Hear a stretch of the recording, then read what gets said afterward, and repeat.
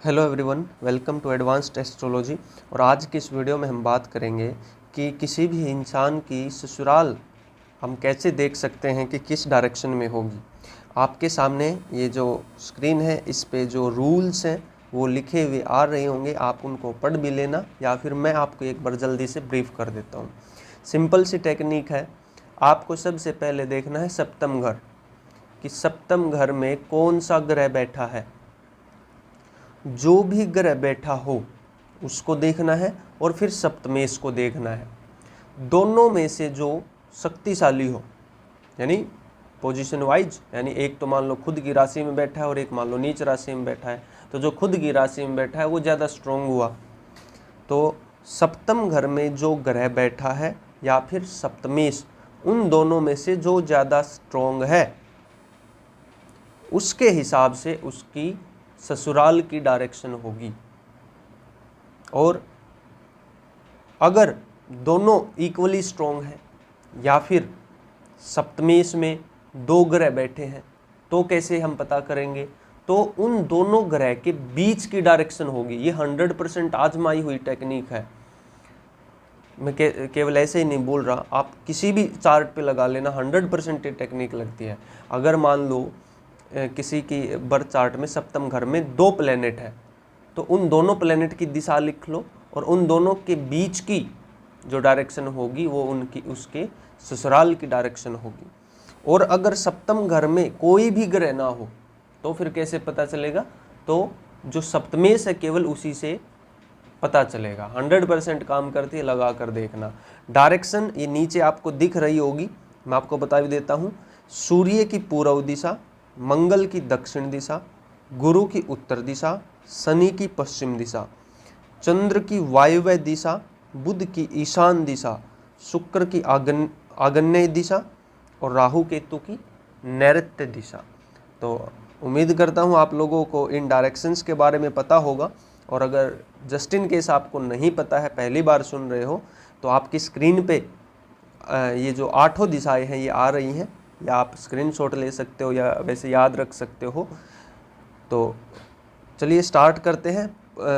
एक बार मैं फिर से बता देता हूँ। पूर्व और उत्तर के बीच की दिशा ईशान होती है, पूर्व और दक्षिण के बीच की आग्नेय, दक्षिण और पश्चिम के बीच की नैऋत्य और पश्चिम और उत्तर की वायव्य। तो ये दिशाएं होती हैं। प्लेनेट बता दिए और ये जो टेक्निक है, सिंपल सी टेक्निक है, ये आपको बता दी। और अब देखते हैं एग्जाम्पल, रियल लाइफ एग्जाम्पल्स, क्योंकि जब तक हम एग्जाम्पल से उसकी पुष्टि नहीं करते तब तक कोई भी टेक्निक बताने का फ़ायदा नहीं है। मैं यहाँ पे फुल प्रूफ आपको जो भी टेक्निक बताता हूँ उसका आपको रियल लाइफ एग्जाम्पल 1 या 2 जरूर देता हूँ। यहाँ पे मैं आज आपके लिए 4 एग्जाम्पल लेके आया हूँ।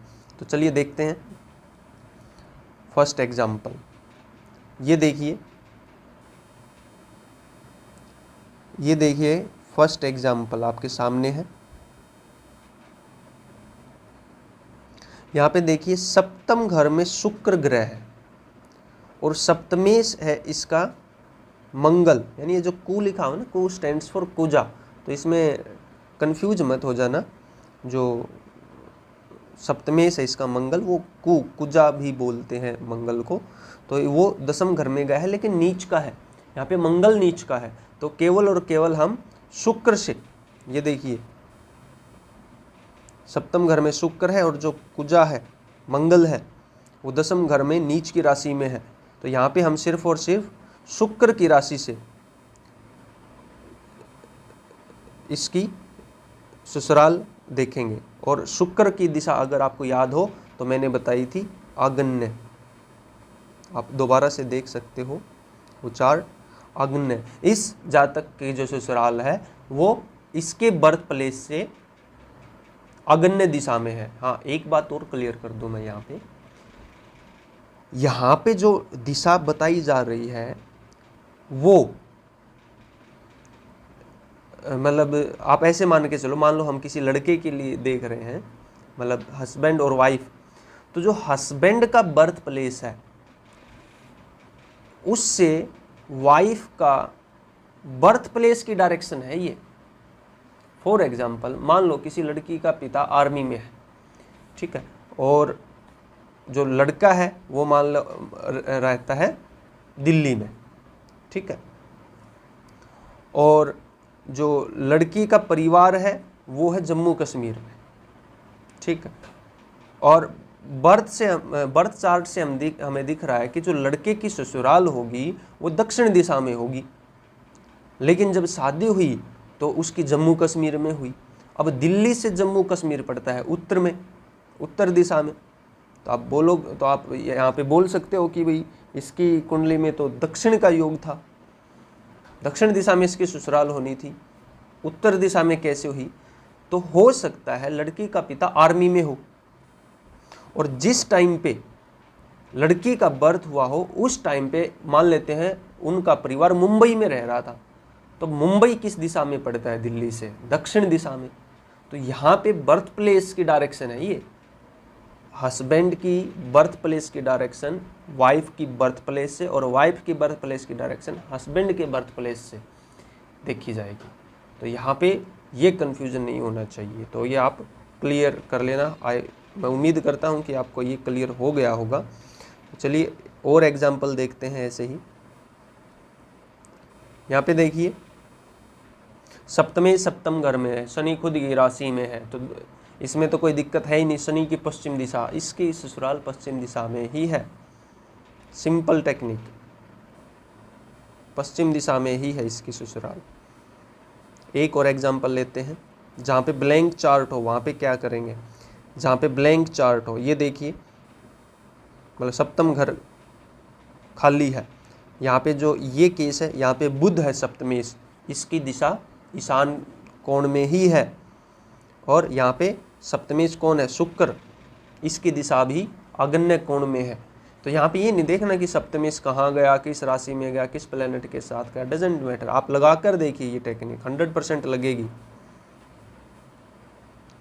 लास्ट बट नॉट लीस्ट, यहाँ पे देखिए बृहस्पति, शनि और मंगल, 3 का योग बन रहा है, क्योंकि जो बृहस्पति और शनि है वो मंगल की राशि में है यहाँ पे। तो इसकी दिशा क्या होगी? देखिए बृहस्पति की डायरेक्शन क्या बताई थी मैंने? नॉर्थ बताई थी। चलिए मैं यहाँ पे एक बार बना लेता हूँ। ये हम मान लेते हैं नॉर्थ है, ईस्ट, वेस्ट, साउथ। तो जो बृहस्पति है, बृहस्पति की दिशा क्या थी? नॉर्थ डायरेक्शन, और शनि की वेस्ट डायरेक्शन, ठीक है। तो अब जब हम इसकी ससुराल देखेंगे तो वो इन दोनों के बीच का आएगा, नैऋत्य, और ऐसा ही है प्रैक्टिकली मैंने देखा है इसको। ये जितने भी मैं एग्जांपल देता हूँ वेरीफाइड देता हूँ। तो इसकी जो दिशा है, ससुराल की दिशा है, वो नॉर्थ और वेस्ट के बीच में है, काइंड ऑफ हम नैऋत्य कोण बोल सकते हैं, नैऋत्य कोण में ही है।